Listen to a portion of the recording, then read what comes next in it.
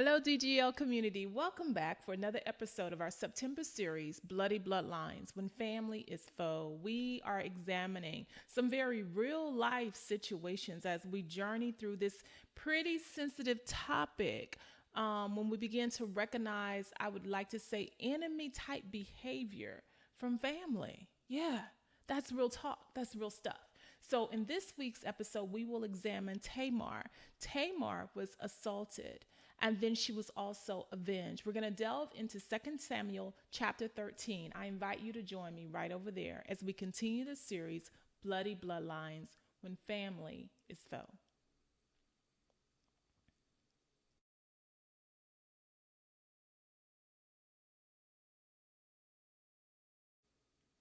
Thank you for meeting me over here at 2 Samuel chapter 13. But before we delve deeper into this chapter, I want to give us a bit of context so that we can better understand why some things unfold as they do in chapter 13. So here's a really quick kind of context for this. So at this particular time, right before we enter into 2 Samuel chapter 13, David has been visited by the prophet Nathan.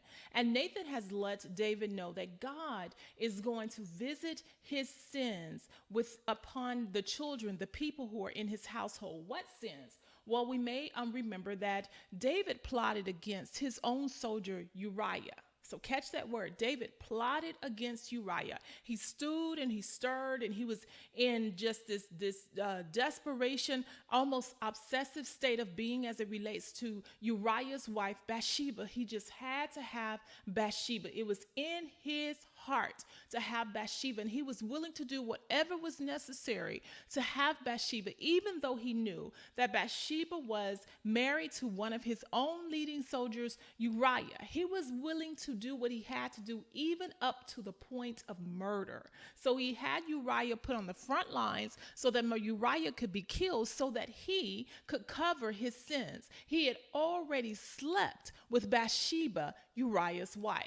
So we get all of that about David, right? David plotted and planned and stewed and just really wanted a particular thing to work out. And so he manipulated and navigated it all the way even into murder to have his will be done. And so when Nathan visits him, Nathan says to him, God has seen that. And that is going to show up again in your household. Now, in today's world, we may would say karma, right? Or we may would say what goes around comes around. So Nathan is basically letting David know that your way of being, your way of knowing that something is off and wrong and carrying on with it in your heart and longing for it and plotting and manipulating, you are going to suffer the consequences of that within your own household. So we can put a little thumbprint, little nail right there and pause right there. And we'll go into 2 Samuel chapter 13 with that. So when we go into 2 Samuel chapter 13, it is literally labeled as the rape of Tamar. Does the Bible actually talk about rape? Absolutely. The Bible addresses it, even when sometimes we will not. The Bible addresses it. So it says in chapter 13, now David's son Absalom had a beautiful sister named Tamar, and Amnon, her half-brother, which is also Absalom's half-brother, fell desperately in love with her. Amnon became so obsessed with Tamar that he became ill. He's so focused on Tamar that he becomes ill, right? So that should sound pretty familiar given what we just shared about his father's past and what Nathan said and how that is already showing up in David's son, right? So Absalom, Tamar, and Amnon are all siblings. Absalom and Tamar have the same mom and dad. Absalom, Tamar, and Amnon all have the same dad, which is David. Okay, so Amnon is so sick because he wants Tamar. Now, here's what's interesting. But Amnon thought that he could never have her. He knew that his way of being was not right. Okay, so catch that. He wouldn't think that he could never have her if there was nothing wrong with what he was doing. So it wasn't that he was innocent and unaware. Amnon knew that what was stirring in his heart was not right. It was not the appropriate thing to do. But Amnon had a very crafty friend. And we use friend loosely here because we're clear. Friends, real friends, do not encourage you to do things that are inappropriate. But here's what happens. Amnon had a very crafty friend, his cousin, Jonadab. He was the son of David's brother Shimea. Okay, so here they are, they're first cousins. And one day Jonadab says to Amnon, "What's your trouble? Why should the son of the king look so dejected morning after morning? Why are you so sad every single day?" And Amnon told him, "I am in love with Tamar, my half sister and my brother Absalom's sister." So I want to emphasize this. He said, "It's my half sister and my brother Absalom's sister." So we emphasize that so that you're clear. Amnon knew that this thing that he was doing, this thing that he was stewing over, it wasn't appropriate. He wouldn't feel a need to give so many disclaimers and descriptions about the scenario if it was just a regular girl up the street that he loved. So he's very clear. It's my half sister. It's the sister of my brother, and I just want her. And so here's what his friend and first cousin says to him. "Well, I'll tell you what to do. Go to bed and pretend that you're ill. When your father comes to see you, ask him to let Tamar come and prepare some food for you. Tell him you'll feel better if she prepares it as you watch and feed you with her own hands." So Amnon lay down and he pretended to be sick. And when David came to see him, Amnon asked him, "Please, let my sister Tamar come and cook my favorite dish. As I watch, then I can eat from her own hands." So David agreed and sent Tamar to Amnon's house to prepare some food for him. I'm going to pause in the text right there and tell you guys, I kind of struggle with that. And I had to hold myself true to recognizing that I'm reading this story through the lens of a 2019 person, right? So when Amnon says to his dad, "Let my sister Tamar come over here and cook for me because I want to watch it and then I want to eat out of her hands," I'm just telling you, all kind of like red flags and signals went off inside of me, right? And I had to remind myself, though, that I am reading this in a different day, in a different era, a different time. And I haven't found evidence that this was extremely abnormal in that day, because y'all know I was about ready to get upset with David, right? Just off of this piece. And it says, so David agreed in verse 7 and sent Tamar to Amnon's house to prepare some food for him. It reminded me of a moment for that movie that some of us may have seen, Abducted in Plain Sight, where I was looking at them parents like, for real? Like, for real, if any of you watch that movie, you know exactly what I'm referencing. Like, for real, y'all didn't get no red flags. Nothing went off. No kind of signals, like nothing, for real. Okay, but I had to just kind of remind myself. So we'll go further and then circle back to my red flag, right? So David agreed, and he sent Tamar to Amnon's house to prepare some food for him. In verse number 8, for those of you who are following along with me there, in verse number 8, when Tamar arrived at Amnon's house, she went to the place where he was lying down so that he could watch her mix some dough. Then she baked his favorite dish for him. But when she set the serving tray before him, he refused to eat. And he said, "Everyone, get out of here." Amnon told his servants, so they all left.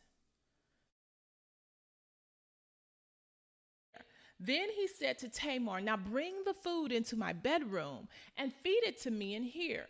So Tamar, she took his favorite dish to him, but as she was feeding him, he grabbed her and demanded, "Come to bed with me, my darling sister." To Amnon, he definitively knew what he was planning, and he knew that it was inappropriate. And we see those flags all along the way. One, because he was stewing and stirring about it, but did not really want to pursue it because he knew that he shouldn't have her. Two, the fact that he knew that he had to pretend to lure her. He had to be dishonest to lure her. Three, when he plots and gets her into the room, the fact that he sends all of the servants away and commands everybody else to get out of there. That means that Amnon is very sure of what his intentions are, and he knows that those intentions are not good. Okay? And then we have Tamar. she says in verse number 12, "No, my brother," she cried, "don't be foolish. Don't do this to me. Such wicked things aren't even done in Israel. Where could I go in my shame? And you would be called one of the greatest fools in Israel. Please just speak to the king about it, and he'll let you marry me." So she's trying to give him some options out and trying to make this thing not go the way that Amnon is heading. But in verse number 14, but Amnon wouldn't listen to her. And since he was stronger than she was, he raped her. Then suddenly, get this, Amnon's love turned to hate, and he hated her even more than he had loved her. "Get out of here," he snarled at her. In verse number 16, "No, no," Tamar cried. "Sending me away now is worse than what you've already done to me." So Tamar now, after being raped, is trying to negotiate with Amnon to ask him to somehow spare her dignity and spare her shame and don't send her away, because that would be even worse than what you have done. But Amnon, he wouldn't listen. He shouted for the servants to come and demanded that they put her out of the room immediately. And then he shut the door. So just want to pause right there. So we have the context of David, and we already see what Nathan is saying coming to pass, because now you have his son doing the exact same things that David did, just a different context, where he has plotted and planned in his heart, where he's violated sexual boundaries, and then he's tried to cover it up by sending her away, right? Putting her out of his sight. So you see that trend there. And I'm going somewhere with helping us to see that pattern, because again, we are talking about bloody bloodlines. Bloody bloodlines when family is foe. And so we're going to just have that context for just a brief moment. And I want us to look at that, to really look at what Amnon has done. Amnon has become sick from this stuff that's going on in his heart. His friend cousin gives him poor advice to further fuel him doing something that's inappropriate. Amnon asks his own dad to send the sister over, and David agrees. Then Amnon rapes her, and then Amnon decides to send her away. And then we have our third context that I want us to look at, and then I'll go ahead and put this all together to give us a few tips on just really dealing with bloody bloodlines, really examining when family is foe. And in this particular case, how could we navigate it? Because Tamar is assaulted, but then Tamar is also avenged. So here we go with the last piece of it. We are delving down into 2 Samuel, verse number 23, okay? Just going there real quick.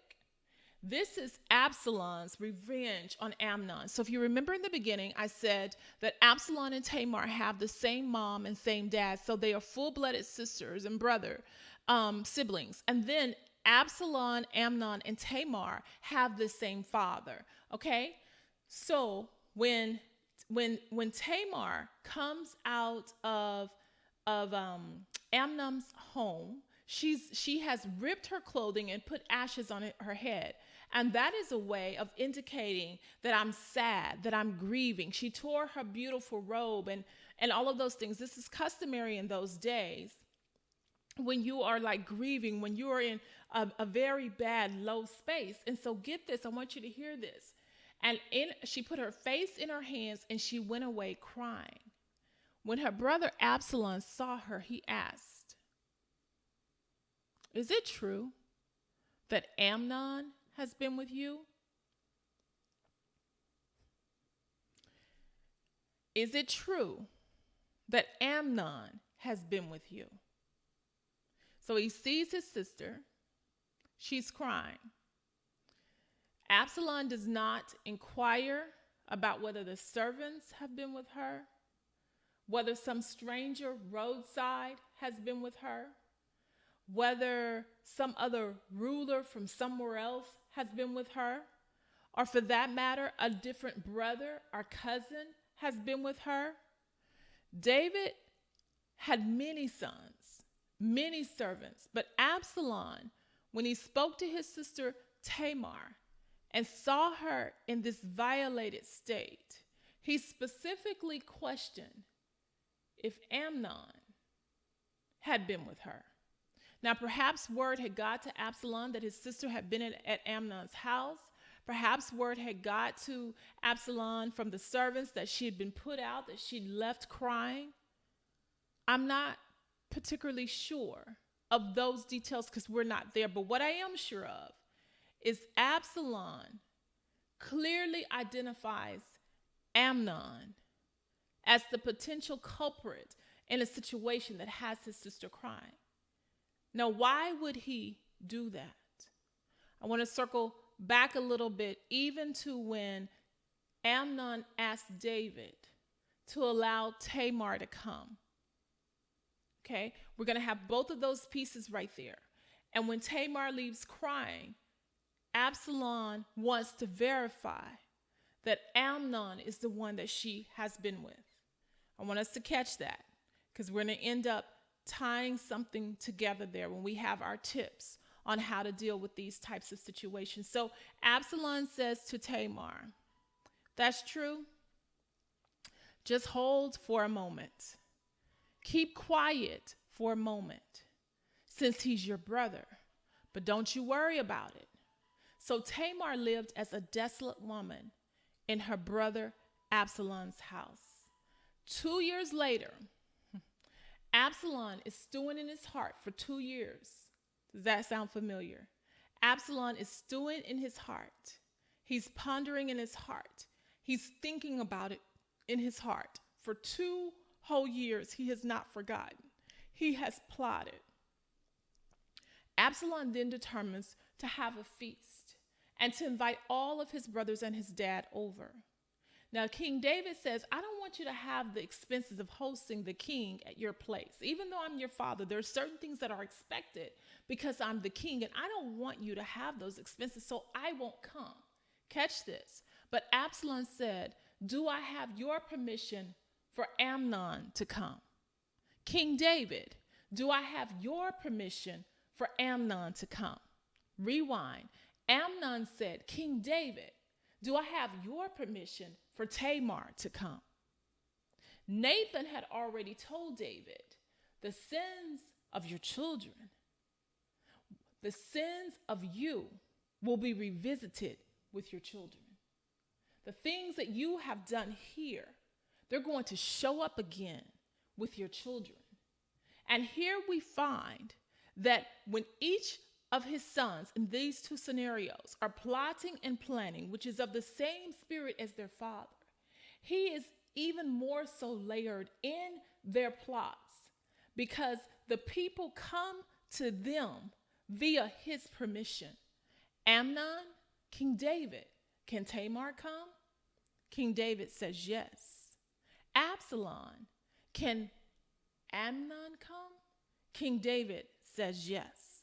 So at this feast, Amnon and the other brothers show up. And Absalom gives the command to his servants to kill Amnon. Kill his own brother. Plotted and planned for 2 whole years. Kills his own brother, right? The servants go and tell King David that all of his sons have been killed. We know that that turns out not to be true. It just the rumor grew bigger. But it was true that Absalom had killed Amnon. And then after that, so we definitely have enough, content to be able to give some tips that will help us to navigate bloody bloodlines when families also foe. And I'm really grateful that the word actually gives us a tangible example of an occurrence of rape, and not just rape within the family, right? And so it's one of those topics like that it's long past the time of being addressed, and God gives us some tangible lessons that we can examine and extrapolate from this story. So the first tip that I would want to share with us, myself included, is to pay attention. Why do I say pay attention? Well, this is what I would say about that.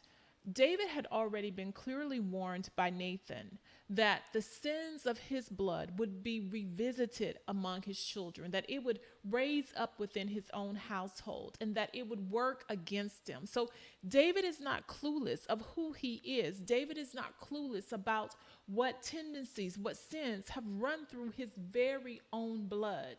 David recognizes that amongst the many things that are there, this one in particular stands out, that he plotted. He plotted against another man for that man's wife, that he committed adultery, that he violated sexual boundaries, that he was willing to plot and put a man's life in jeopardy to the point of murder just to have his way. So when he shows up among his children and he interacts with them just kind of open ended. David is without excuse because David is aware of the tendencies that have happened in his bloodline. And Nathan has already warned him that those things are going to show up. And so, even in the secondary case, where perhaps he totally unexpected was blindsided by Amnon's behavior when Amnon asked for Tamar, right? Perhaps we could maybe kind of sort of say he was blindsided. But later when Absalom asked for Amnon, Amnon is the brother who you already know has raped your daughter, his sister, and you didn't address it. David is without excuse for kind of operating in that space as if he's totally, completely unaware that there's some negative kind of trends and practices happening within his bloodline. What is our takeaway from that? My tip number one is simply that pay attention. Be at least honest and open enough with yourself, even if you can't have it as a round table discussion among other family members, at least for you and yours, you and your children, you and your household. You can be very much present to some of the sins that have visited your family bloodline. Not that those things have to be passed from generation to generation, but we can be proactive and we can acknowledge if our family has struggled with certain issues and certain circumstances, whether they were addressed or not addressed, most often when it's swept under the rug, we still know about it.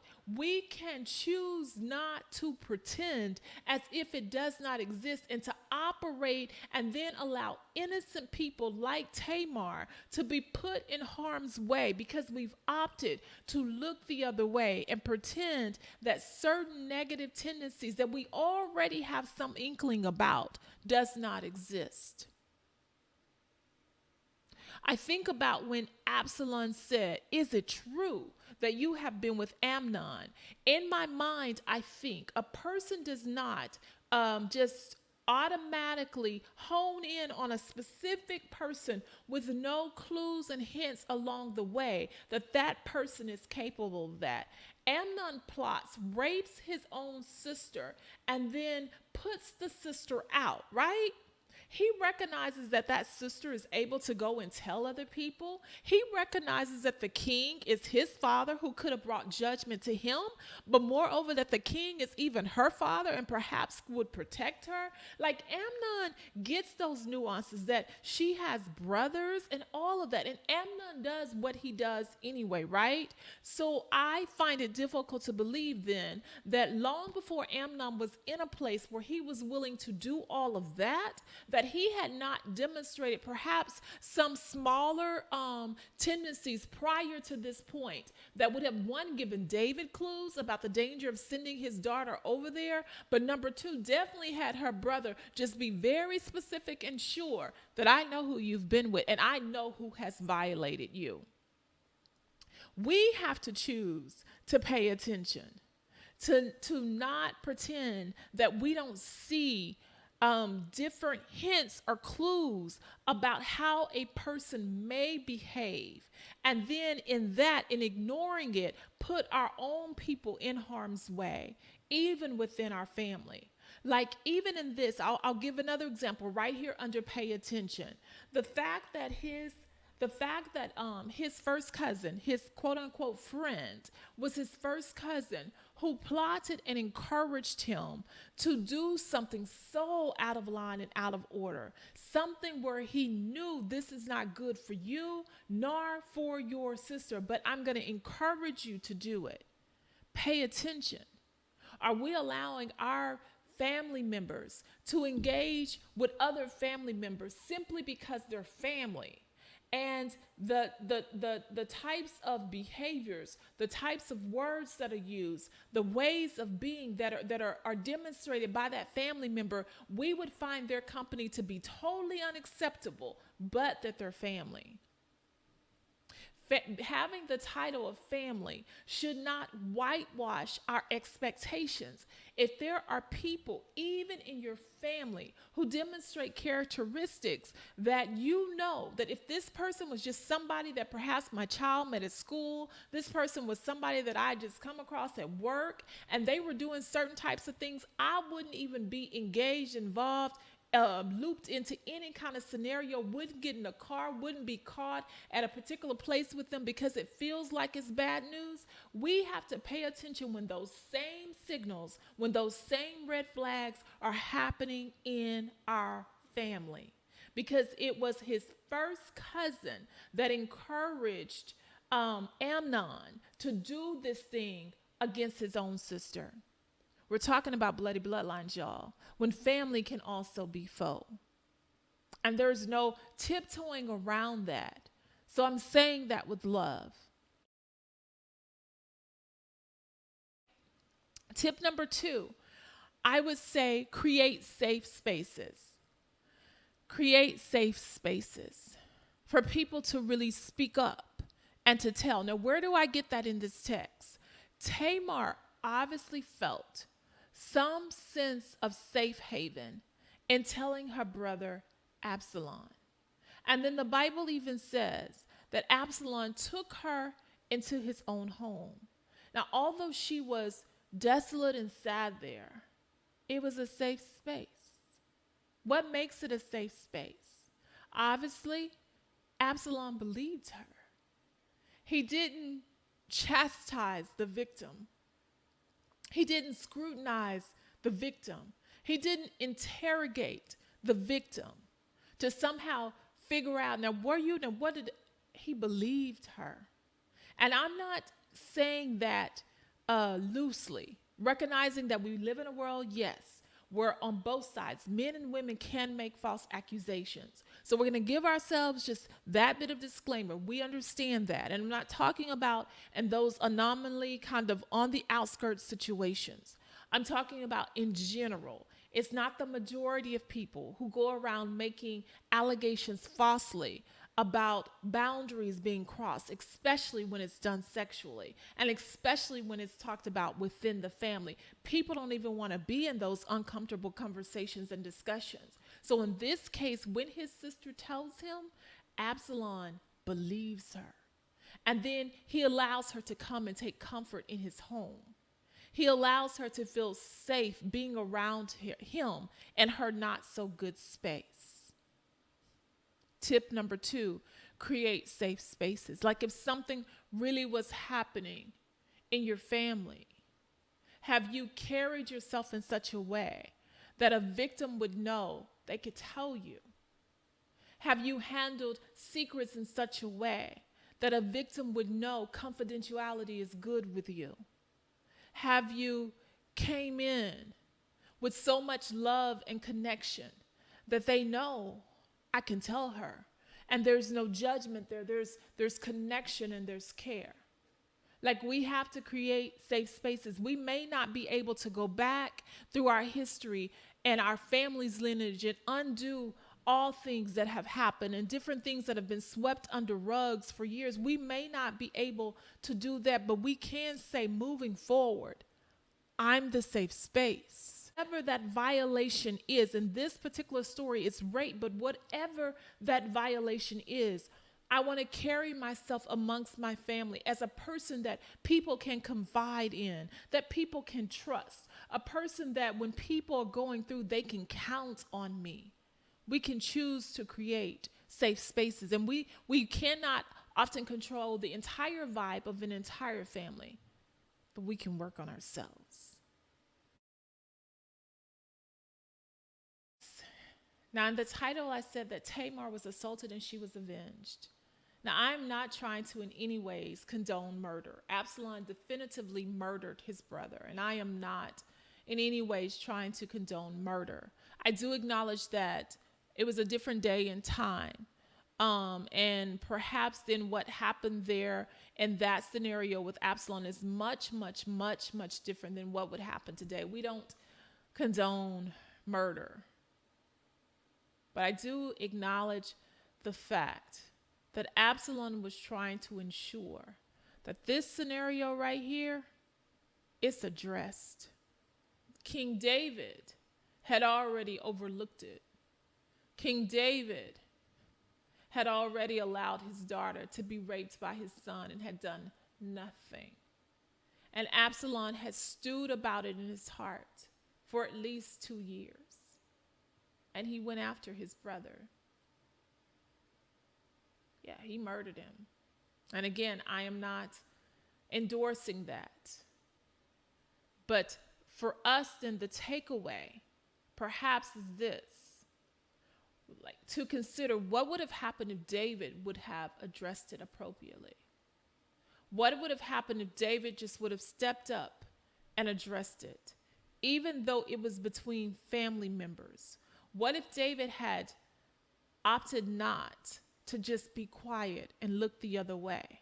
What if David had determined that although I don't want to rock the boat between my children and their different moms and all of that stuff that can get icky and yucky, what if David had said, but I am going to address this because this offense, it has happened? Then perhaps we would not be in a place where Absalom has stewed and stirred about it in his heart for 2 whole years. I don't know. But Absalom was trying to ensure that for the sake of the sexual assault that had happened to his sister, it was addressed. Therein is the lesson, right? That it is kind of just far gone past the time when certain things need to be addressed. Now, I've served in women's ministry from a church perspective, and I've served women through the nonprofit organization and then done a host of personal coaching and things like that. And let me broaden that, and even a few men. And I think that can be one of the most hurtful parts of any type of violation. It's not just the violation alone. It is the awareness that people know. People know and they look the other way. They don't address it. They allow it to go on. And it's not just hurtful for that individual, but then when they watch it happen to other people, and we're talking within the family, where everybody knows that person is reputed for doing a particular thing, but they still drop the kids off at that person's house. They still let that person babysit. They still bring that person to gatherings. They still force the children to go and hug and take pictures with them. And all of these dynamics, all because they wear the label of family. This story, 2 Samuel chapter 13, the rape of Tamar, allows us to look at that and say, at least in my house, moving forward with more commitment and passion, I'm going to be the one. I'm going to pay attention. I'm going to create safe spaces. And I'm going to address. If that has to rock the boat, if that has to make me not be as welcomed, that's who I'm willing to be in my family, for the family that still exists and for the family members that are yet to come.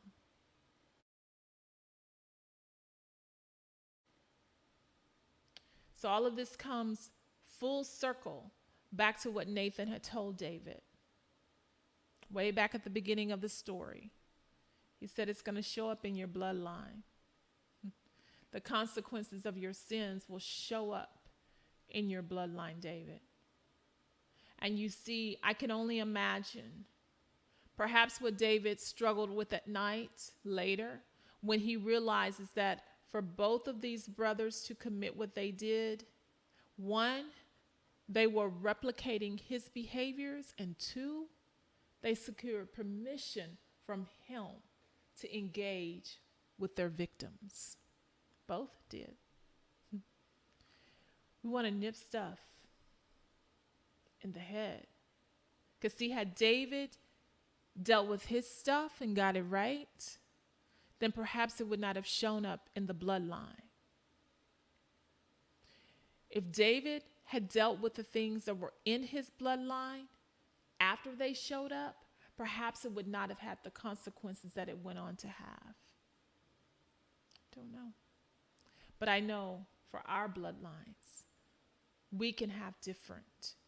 We can pay attention, create safe spaces, and address issues. Let's be that generation for this generation and our generations to come. God bless you.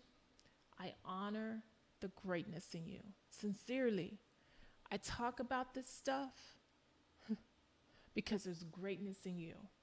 And we don't want to see replicated behaviors from the past hinder the greatness that's in each of us. Have a fantastic week. I'll see you next week for our last episode in our September series, Bloody Bloodlines. If we're blessing you as always, subscribe, that little red button somewhere, and share. Thank you.